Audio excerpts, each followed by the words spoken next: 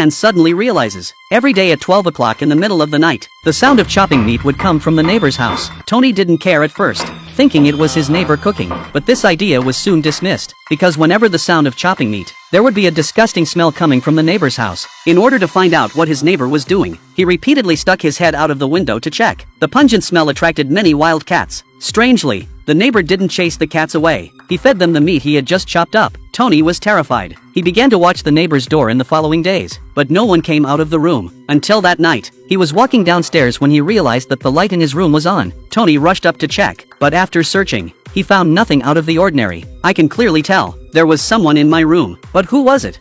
How did he get in? And why did he suddenly disappear?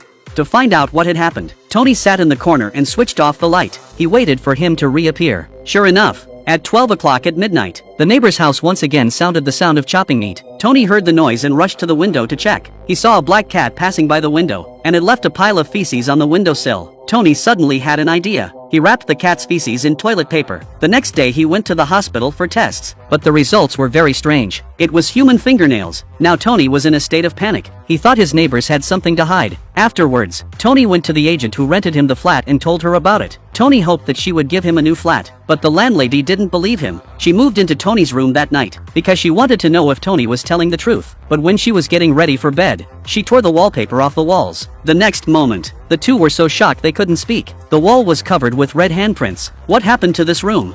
All I heard was that a mother lived there. She had a son with her, but the son died. Then the mother had mental problems. She locked herself in the room and died soon after. The mother was up on the roof. Tony thought there was a connection between the legend and his next-door neighbor. He wanted to find out what the neighbors were up to. At night, Tony switched off all the lights and sat down to wait. Soon it was 12 o'clock midnight. The familiar sound of chopping meat from the next door was heard again. This time Toby didn't hesitate. He directly removed the ventilation pipe connecting the two houses and looked inside. But the hole was too small to see anything. So he bent a coat hanger to make a simple stand. He climbed into the hole again and put his mobile phone inside. But a few moments later, the phone had captured the neighbor's house. But the kitchen was empty. There was no one there. Tony thought for a moment and put the phone in again. Then he took out the coins he had on him and smashed them against the neighbor's kitchen window. When he heard a noise coming from the neighbor's kitchen, he took the phone down to check it out. But what he saw inside made Tony almost cry.